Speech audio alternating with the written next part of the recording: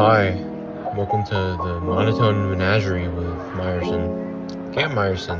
I'm in my room right now, but let me take you to our location for today. Alright, look at that lighting change. Well, behind me is Tiffany & Company, where my father previously worked as the head of security.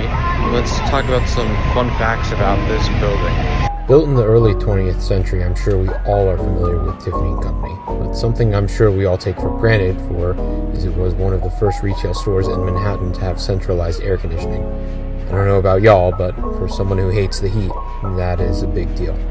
Another notable topic is, of course, the Tiffany Diamond itself.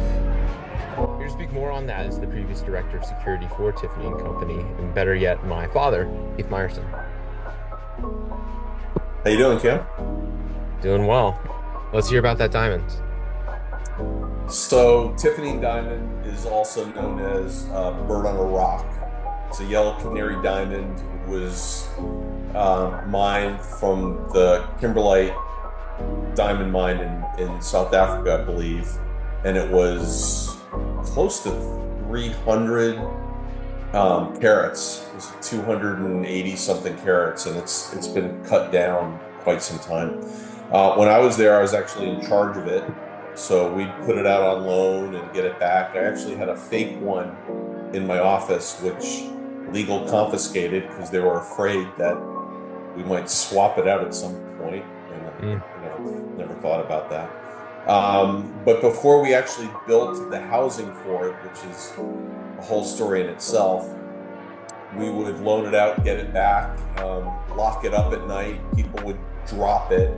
And I asked Bob Greff one time, who was the chief gemologist, how he validated that it was the actual true Tiffany diamonds. Every time it went out or came back, we had to validate it.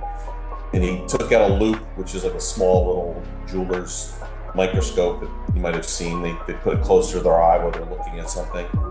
And he said, "Come here, look inside this, look at it." And I looked at it, and all I saw was just lines and cracks and blemishes. I'm like, what am I looking at? He's like, "It's been dropped so many times that's how I know it's the real one. It's all these imperfections and blemishes. That's how I can tell." So even though people think it's the value is, hard to put a value on it, it's actually insured for $30 million. And if you looked it up online, you could see that there's an actual insurance value for it. So it's not technically priceless, although you would not be able to replace it. So that's why Tiffany feels it's priceless, even though that there is a price on it. Got it. Cool. Priceless in a way, but definitely a little delicate thing, huh?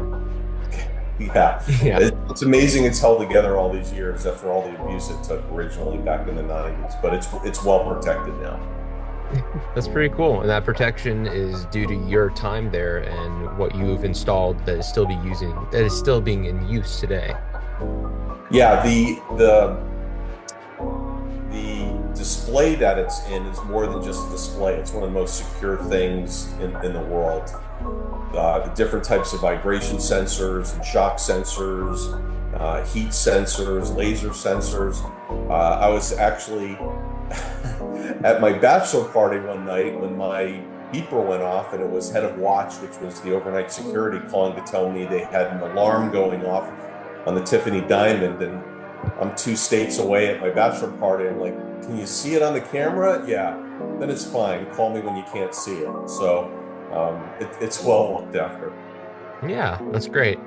Another question I have for you is a couple months when you dropped me off for school. Now we're 1,500 miles apart. When we went to the building, you pointed out on one of the outside walls that you have Atlas holding up a clock. Can you tell me what that necessarily is and what you think the meaning of that is? Yeah, it's interesting. I mean, there's Greek mythology around Atlas. I believe it was, Zeus was upset with him, and as punishment, he had to hold up the world on his shoulders. And I think for me, it's always meant, Tiffany kind of holding up the illusion or the aspirations of beauty in the world. And that all goes into the craftsmanship of everything that they do. There's a line of jewelry that's called the Atlas line, so you can find some of those details in some of the watches they have and some of the drinkware they have and even some of the actual jewelry. So I've always appreciated the different ways that they've kind of woven in not just mythology, but just, you know, other artists and things of that nature into the design of their products. Yeah, cool. So a lot of subtleties to look out for when the next time some broke college students go window shopping at Tiffany's. Yeah, it's a fun place to be in. I mean, everyone is always amazed and awe, and they've done a phenomenal job in the flagship to make it as beautiful as it is. But there are some affordable items there too, so I wouldn't shy away just because you're a broke college student. I'm sure there's some very affordable items that you can find. Well, there you go. Heard it here first. Well, thank you, Dad. Do you have any lasting comments to say to my Wandering New York class? No, I think you've mentioned earlier in the video about Tiffany's being the first air-conditioned building in New York City.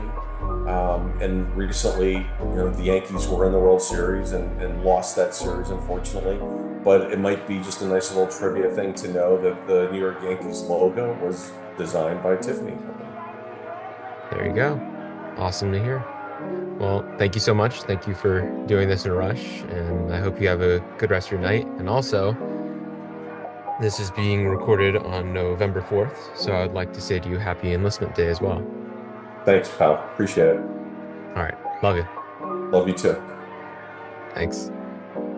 Well, folks, how about that? Right on the corner of 57th and 5th, you'll find the Tiffany & Company building, where you may find a few hidden gems inside.